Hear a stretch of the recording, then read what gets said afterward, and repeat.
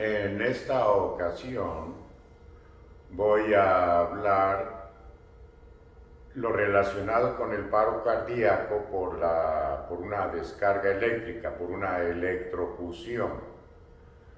Va a ser un evento generalmente por imprudencia, en la gran mayoría de las veces. No se le puede llamar accidente porque accidente es algo imprevisto, algo que no se tenía contemplado y que no se puede evitar, mientras que la electrocución generalmente es un evento no accidental sino por imprudencia, y es un evento prehospitalario la gran mayoría de las veces. ¿Qué quiero decir con esto? Que será el paramédico quien va a encargarse de tratar de reanimar a esa víctima electrocutada por haber recibido precisamente una descarga eléctrica. Y allí es en donde está el detalle. Con muchísima frecuencia, pero muy frecuente en las noticias, se escucha o se ve en los periódicos o de alguna manera, se menciona que hubo una víctima de electrocución y que cuando arriba el paramédico lo encuentra sin signos de vida, así. Al arribar el paramédico lo encontró sin signos vitales y lo declara muerto sin dar maniobras de reanimación cardiopulmonar. Es prácticamente invariable el enunciado de ese evento. Rara vez algún paramédico intenta maniobras de reanimación, pero eso es rarísimo. Y yo en lo personal considero que ese es uno de los errores más graves, más frecuentes, por no conocer la fisiopatología del paro cardíaco en un electrocutado por parte del paramédico. Hay que saber lo siguiente: no voy a hablar mucho de la electricidad, ni de la quemadura por la electricidad, ni de los sitios de entrada y salida en la corriente directa, ni los dos puntos de contacto o varios puntos de contacto en la corriente alterna, no. Pero sí voy a hablar un poquito de lo que es corriente directa y de lo que es corriente alterna, para que se entienda la fisiopatología o las varias causales de paro cardiorrespiratorio en una corriente directa y en una corriente alterna. La corriente eléctrica no es más que una corriente, un flujo de electrones. Los electrones ya saben que son pequeñas partículas del átomo que están girando alrededor del núcleo del átomo. En este caso, un conductor eléctrico, por ejemplo de cobre, sus átomos de cobre tienen electrones en su periferia que están girando un número determinado de electrones, porque el número de electrones que hay en cada elemento en la naturaleza es lo que hace la diferencia entre cobre, cobalto, zinc, calcio, magnesio, fósforo. Bueno, el cobre, pongamos, tiene sus electrones. Cuando hay una generación de energía, una fuente energética, una termoeléctrica a altas temperaturas, generan en un determinado sitio una alta concentración de electrones dispersos, digamos, y entonces hay un gradiente desde la fuente termoeléctrica, en donde en algún lugar, en algún equipo se están ahí concentrando electrones, y luego viajan a través de conductores que generalmente metálicos, como les digo, puede ser el cobre, y de un sitio de alta concentración electrónica a uno de menos concentración. Eso es gradiente eléctrico. ¿Por qué? Porque acá hay una gran cantidad de electrones a una gran presión y viajan hacia donde hay menos cantidad, y puede ser este viaje de dos tipos, no la voy a complicar mucho. En un solo sentido, de la mayor concentración a menos concentración, esa es corriente directa o corriente continua.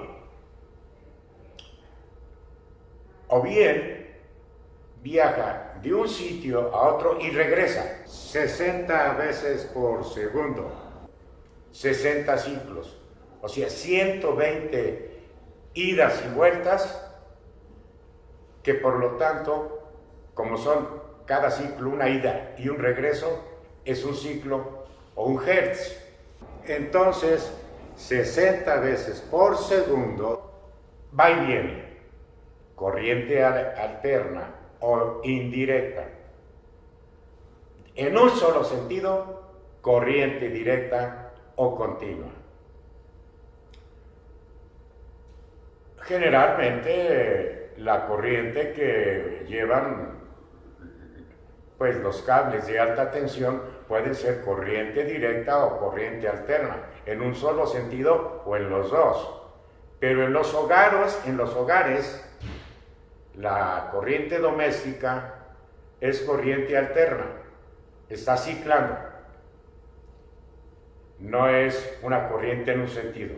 Ejemplos de corriente en un solo sentido, directa o continua. Un rayo. El golpe de rayo es directa. Un sitio de entrada y otros sitios de salida. Golpe de rayo. Corriente directa. La de las baterías de los vehículos. Esa no está ciclando. Corriente directa.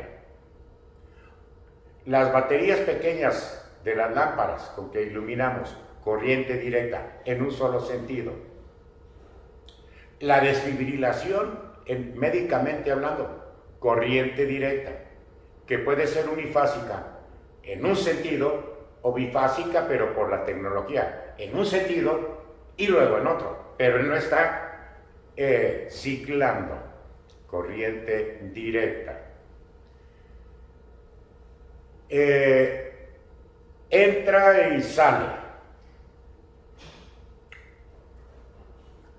Corriente indirecta, la de las tomas que hay para la televisión, licuadoras, la radio, la plancha, esa es corriente alterna, la doméstica, que puede ser 120, 240 voltios. Voltios es la fuerza o presión con la que va esa corriente.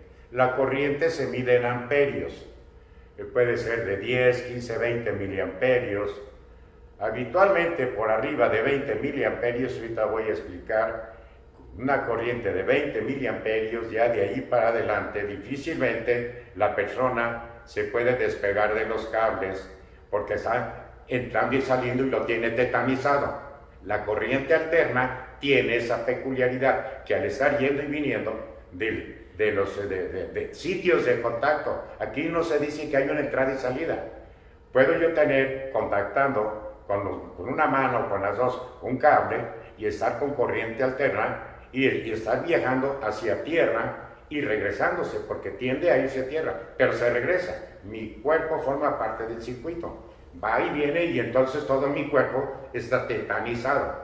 En cambio, si yo recibo una descarga de corriente directa que sea de un voltaje mucho mayor a 120 o 240, por arriba de 1000 voltios, que ya se considera de alto voltaje, por debajo de 1000 voltios de presión de empuje, por arriba de 1000 voltios, generalmente la corriente no me va, y como es directa, siente uno el golpe de la corriente. Hay un sitio de entrada que puede ser en la cabeza, un sitio de salida que puede ser en varias partes del cuerpo, se dispersa, sale y generalmente donde sale puede ser pequeños puntos o de plano explota la carne. pero ahí sí hay fuente, sitio de entrada, porque es directa, entra y sale por uno o varios puntos, y atraviesa el cuerpo, pero es un solo golpe, y avienta, no mantiene ahí a la persona contracturada. Entonces ya hablé de dos aspectos, lo que es la corriente en sí, que es el flujo electrónico y se mide en amperaje, en amperios, o en intensidad también le llama la intensidad. Y la presión con la que van viajando esos electrones es el voltaje o potencial eléctrico. La resistencia pues es precisamente esa barrera al flujo de la corriente eléctrica, que en el organismo, el hueso es el más resistente al paso de la corriente, y entre más resistente, más se calienta porque impide el paso de la corriente. Los huesos son los más resistentes al paso de la corriente, se calientan brutalmente. A veces se disuelven de los miles de grados de centígrados que hay, pero no quiero hablar ahorita de la quemadura. Quiero hablar nada más de las diferencias entre la corriente directa y la corriente alterna, porque de ahí depende el tipo de paro cardíaco, paro respiratorio o cardiorrespiratorio, y de ahí viene el error del paramédico cuando encuentra una víctima electrocutada. Miren ustedes, el evento se puede dar en el domicilio por un evento imprudencial, al estar arreglando un aparato eléctrico, al tocar un cable eléctrico desnudo, en fin. En una fábrica, al tocar en un equipo que lleve alto voltaje, o simple y sencillamente en el cuarto de máquinas, en donde haya corrientes de 30.000 voltios, por ejemplo. Cada 10.000 voltios hacen que haya un arco eléctrico de 2 centímetros. Entonces, si hay unos cables de 30.000 voltios y yo acerco mi mano o mi cabeza a una distancia de 6 centímetros, hay un arco voltaico, salta en el aire esa corriente por el alto voltaje de esa corriente, y esa no me va a mantener ahí pegado. Esa corriente, que puede ser alterna, que puede ser directa, pero es de muy alto voltaje, me da el golpe y como no me pega, a veces hay un efecto electromagnético de atracción, y una vez que atrae el golpe y bota, y por allá cae la víctima con un trauma de cráneo, con fracturas, pero sobre todo con una descarga eléctrica brutal de entrada y salida en la corriente directa de alto voltaje, arriba de 1000 voltios, por debajo de 1000 voltios, insisto, accidente doméstico. En las calles, los cables de alta tensión pueden llevar corriente alterna, generalmente. La corriente alterna, de donde se genera en la en la planta electromotriz, la fuente generadora, puede ser 30, 40, 50.000 voltios, y por eso hay subestaciones eléctricas en todo el trayecto hasta las ciudades, para que a los hogares no llegue de 30, 40, 50.000 voltios, no. De 110, 120 a 240 voltios, que es la corriente ordinaria. ¿Qué sucede en el organismo cuando se electrocuta una persona por corriente alterna, ya sea de alta tensión, arriba de 1000 voltios, como esos gente drogada o accidentalmente que tocan un cable de esos? ¿Qué sucede? Los ve cuando es corriente alterna, se quedan pegados, no se pueden despegar. Por arriba, más o menos de 20, insisto, miliamperios, ya se queda tetanizado el cuerpo. ¿Y qué provoca la tetanización? Todo el tiempo en que está pegada la víctima, lo pongamos a una corriente en un hogar, alguien toca un cable, o en una fábrica donde haya sea de 240 voltios, pero corriente alterna, que es la ordinaria. No hay generalmente para uso doméstico corriente directa, todo es alterna, 60 ciclos, y se queda la persona pegada. Mientras está pegada, su corazón está latiendo, sí, pero está tetanizado y no puede respirar, está entrando en paro respiratorio, no puede respirar, está contracturado.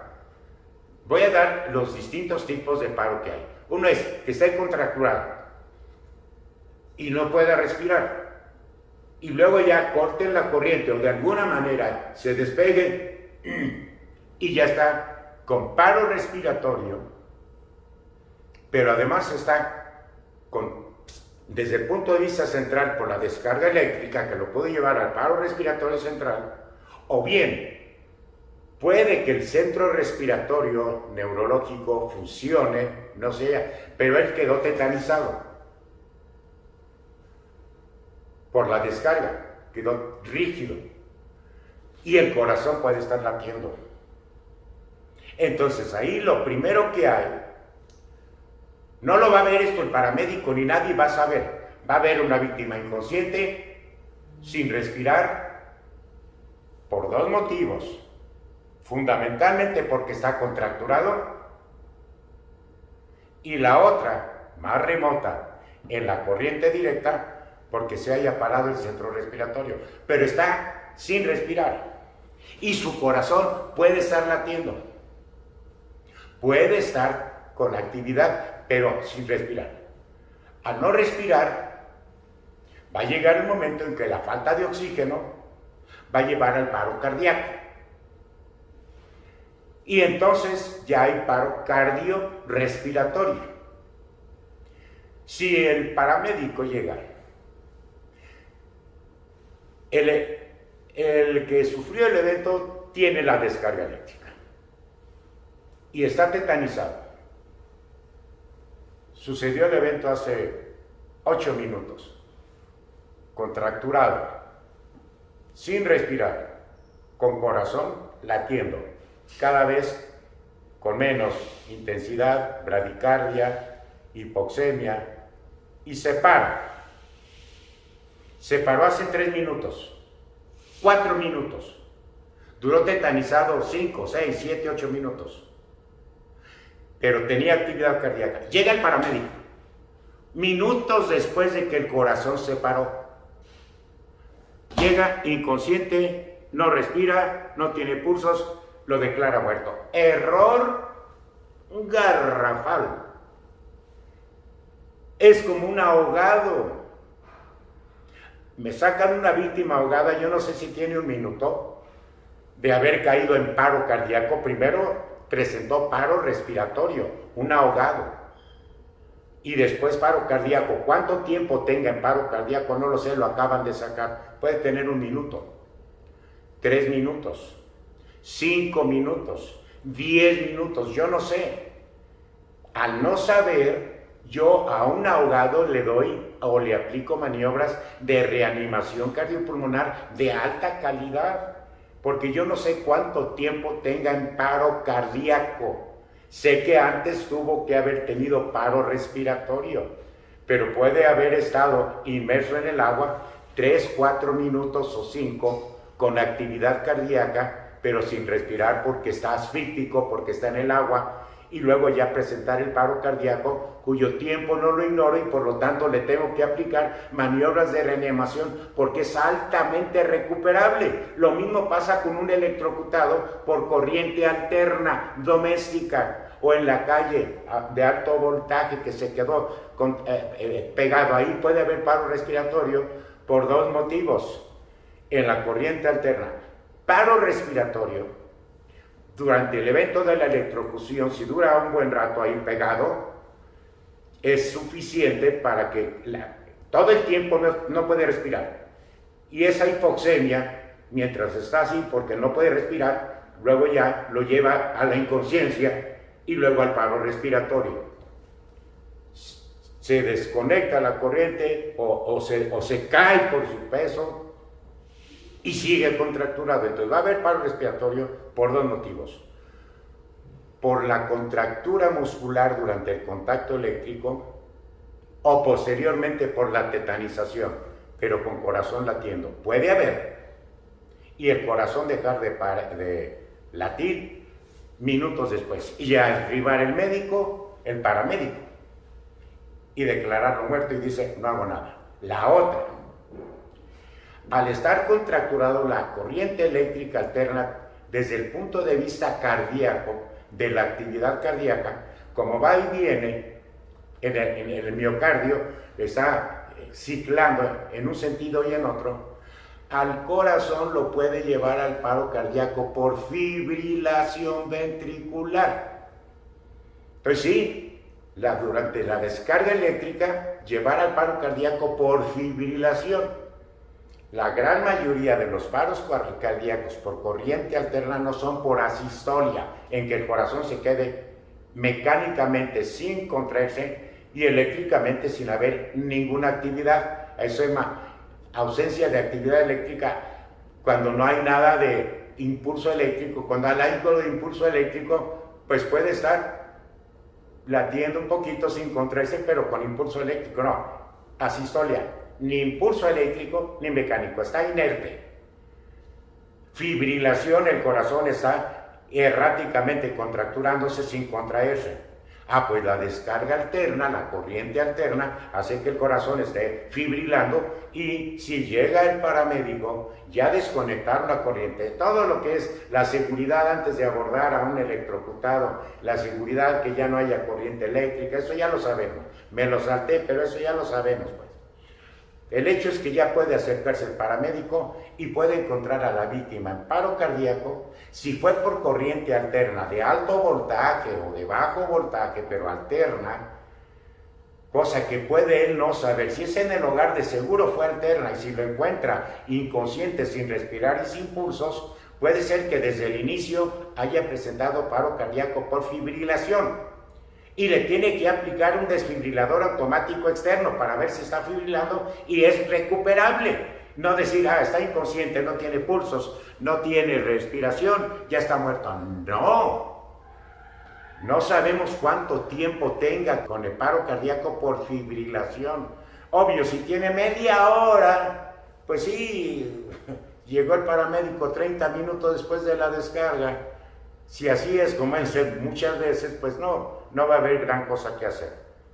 Pero si el paramédico llega en los 5, 6, 7, 8 minutos, casual así, de suerte, pudiera salvarlo. Está en paro cardíaco por fibrilación ventricular y evidentemente en paro respiratorio. Eso no puede haber un paro cardíaco sin que haya paro respiratorio. Siempre va a acompañarse de paro respiratorio. Inconsciente, sin respirar y sin pulsos, pone el desfibrilador automático externo, está fibrilando y lo puede sacar, pero no declararlo muerto. Entonces, el paro cardíaco por corriente alterna puede ser que primero haya caído en paro respiratorio por tetanización, número 1, y después de quedar fuera de contacto, seguir contracturado o durante la misma tetanización, haber paro respiratorio, hipoxemia y paro cardíaco por hipoxemia durante el evento de la electrocución. La otra, electrocución, contractura, no respira, ya no forma parte del circuito eléctrico y sigue contracturado, con corazón latiendo, pero sin respirar, porque está contracturado, rígido. Hipoxia y paro cardíaco.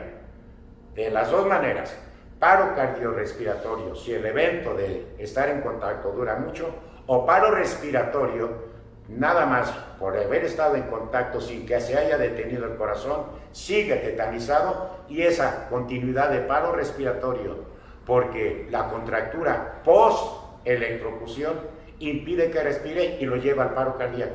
Tiempo indeterminado de paro cardíaco cuando arriba el paramédico. Está inconsciente, no respira, no tiene pulso, no le hago nada. ¡No! Ya dije, como el ahogado, puede tener 1 minuto, 2, 3, 4, 5. Es recuperable todavía.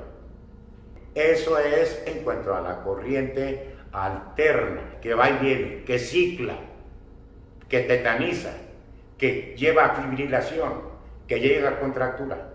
Ahora, hablar de la corriente directa.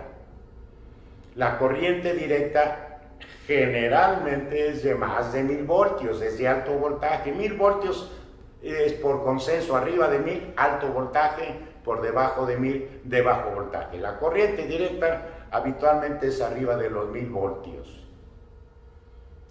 Y insisto, los cables de alta tensión pueden llevar directa en un solo sentido o alterna. Ya habrá otros equipos dentro del circuito electrónico eléctrico que la corriente directa la transformen en corriente alterna. A los domicilios llega, ya es corriente alterna, va y viene, cicla 60 veces por segundo el flujo de electrones a un lado y al otro. Sufrió una descarga porque en una gran factoría, lo que es la casa de máquinas, ahí hay alto voltaje y sufre una descarga directa. Se acercó imprudentemente, o una escalera se acercó a una determinada distancia y hay un arco eléctrico, o de plano toca el cable de la corriente de alto voltaje. Viene el golpe, y el golpe de la descarga eléctrica, la entrada de electrones masiva a gran presión y en gran cantidad, puede provocar lo siguiente: paro respiratorio, nada más. En el bulbo, que es del tallo cerebral, se encuentra el centro respiratorio, y si la descarga la recibe en la cabeza, lo bota y queda por ahí tirado, inconsciente, sin respirar, pero con corazón latiendo. Está inconsciente por la descarga de alto voltaje. No está tetanizado, pero sí rígido e inconsciente, pero su corazón latiendo. Esa inconsciencia y el paro respiratorio del centro respiratorio lo va a llevar a la hipoxia y al paro cardíaco. Ya desconectaron la corriente, llega el paramédico, lo encuentra inconsciente, sin respirar y en paro cardíaco, sin pulsos, lo declara muerto. No, esa víctima pudo haber durado 4, 5, 6, 7 minutos, o ahorita, cuando llegó el paramédico, sigue en paro respiratorio porque se paró el centro respiratorio del tallo cerebral, del bulbo raquídeo. Se detuvo y acaba de caer en paro cardíaco por hipoxia hace 3, 4, 5 minutos. Porque primero tuvo paro respiratorio, pero no por contractura post-electrocución como en la corriente alterna, sino por la gran cantidad en un solo sentido de electrones que paró todo el sistema nervioso, y entre ellos el centro respiratorio. Y el corazón seguía latiendo. Y llega el paramédico y fue la hipoxemia de tal magnitud que se detuvo el corazón. Y lo encontró sin signos de vida, lo declaró muerto y no se hizo nada. ¡No! Error garrafal. La otra, la corriente eléctrica directa o continua, que es la que estoy hablando ahorita, de alto voltaje, al atravesar el corazón en un solo sentido, es como una desfibrilación. Si hay primero paro cardíaco como evento primario fundamental, es por asistolia la gran mayoría. Es como cuando desfibrila uno. Atraviesa el corazón la corriente eléctrica, despolariza todo el corazón, ¡pum!, cae el corazón en paro cardíaco por asistolia, se detiene y evidentemente pierde la conciencia y ya no respira. Está en muerte por asistolia. Esa víctima, si no recibe una atención en los primeros 5 minutos, pues lo más probable es que sí, ya cuando lleguen los paramédicos, si fue por asistolia, pues él no lo sabe, pero aunque haga intentos, no lo va a rescatar. Pero como no sabe si esa víctima de entrada tuvo paro respiratorio nada más, que luego lo llevó al paro cardíaco por asistolia hace unos minutos, o bien desde el inicio tuvo paro por asistolia, no lo sabe el paramédico. Al no saberlo, a todo electrocutado le debe de dar maniobras de reanimación una vez que esté seguro del escenario. ¡A todo! No debe de seguir cometiendo ese error, porque puede tener paro respiratorio un buen rato por paro del centro respiratorio o por contractura muscular y después paro cardíaco minutos antes de que llegue el paramédico. Y otra cosa, resulta que fue una corriente alterna que está en paro respiratorio y que sí está contracturado y que puede tener actividad cardíaca, pero contracturado. Y esta contractura tetánica puede durar muchos minutos. La electrocución, el paro por electrocución, cae dentro del grupo de paros cardíacos en situaciones especiales porque allí hay que dar maniobras de reanimación 40, 50 o 60 minutos porque está rígido, no está respirando. Y entonces hay que darle ventilación si uno siente pulsos. Y si no siente pulsos y el paciente está contracturado, está en paro cardiorrespiratorio, pero no sabemos si tiene 1 minuto, 2, 3, 4, 5, hay que aplicarle maniobras de reanimación 40, 50 o 60 minutos. Si no está por fibrilación, porque le van a poner el desfibrilador. Si es por desfibrilación, al aplicar el desfibrilador automático externo, va a empezar a dar descargas y cada 2 minutos hasta que o sale del paro o de plano es refractario y no se puede evitar la muerte. Pero lo encontró con fibrilación y es recuperable más que con asistolia. O lo encontró tetanizado, sin respirar, sin pulsos, rígido, 60 minutos de RCP. Todo lo contrario de lo que hace. Esa víctima es recuperable. Lo mismo que el del golpe de rayo. Golpe de rayo, paro respiratorio, asistolia, RCP por 60 minutos. Generalmente todos los electrocutados son gente joven. En general su organismo, sus órganos están sanos, no hay problema. Es decir, tienen paro cardiorrespiratorio, pero tienen todo lo demás normal. Van a tener algunas quemaduras, ni duda cabe, pero son órganos, hígado, pulmones, riñones, páncreas, intestinos, previamente sanos. Generalmente es gente joven. Entonces, todos esos elementos y la fisiopatología de contractura post-descarga eléctrica que impiden que respire, que esté leñoso, rígido, y el tiempo de paro cardíaco, que puede ser 2, 3 minutos antes de que llegue el paramédico, y que persista en paro cardiorrespiratorio, puede persistir en asistolia y con contractura muscular 10, 15, 20, 30 minutos después, mientras están dando reanimación, llegan, está en paro, está en asistolia, no requiere descarga, dice el desfibrilador, o si tienen un monitor, no se ve asistolia. Hay que dar, mientras esté contracturado, maniobras de reanimación cardiopulmonar. En concreto, ya, todo paciente electrocutado, que puede el paramédico saber si fue corriente directa o alterna o puede no saberlo, pero que lo encuentra inconsciente, sin respirar y sin pulsos, no debe de seguirlo declarando muerto hasta no haber intentado maniobras de reanimación cardiopulmonar 30, 40, 50 o 60 minutos. Eso ya dependerá, pero son situaciones especiales porque son de las que se les aplica reanimación cardiopulmonar durante tiempos prolongados y no como el paro cardíaco ordinario hospitalario o de un infarto al miocardio en que tiene un límite, o de una actividad eléctrica sin pulsos por hipovolemia o por un trastorno electrolítico, no, ese es un paro cardíaco en situación especial, electrocución, que amerita. La situación especial consiste en que puede haber tenido paro respiratorio por centro de presión del centro respiratorio, paro respiratorio por contractura muscular que lo lleva al paro cardíaco de no tiempo no determinado, RCP, y después de haber recibido la descarga, seguir tetanizado, contracturado, que lo sigue manteniendo en imposibilidad para respirar, RCP durante todo el tiempo. Los científicos mencionan que son hasta 45 o 60 minutos de maniobras de reanimación.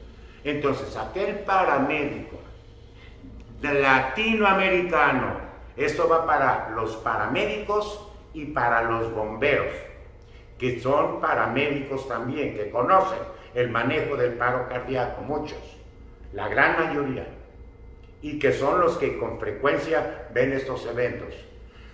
No debe uno ya, a partir de quien me haya escuchado, hay de aquel que a partir de esta fecha encuentre a un electrocutado, inconsciente, sin respirar y sin pulsos, no sabe si fue corriente alterna o directa, no importa, y lo declare muerto y no intente reanimarlo. Hay de aquel,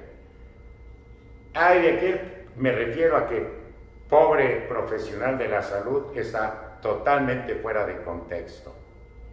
Esta plática me surgió, se las había yo ya anticipado, porque es bien triste ver que gente de 18, 20, 25 años electrocutado, al llegar al paramédico y encontrarlo inconsciente, sin respirar y sin pulsos, invariablemente menciona, lo declara muerto, no hizo ningún intento de maniobra de reanimación.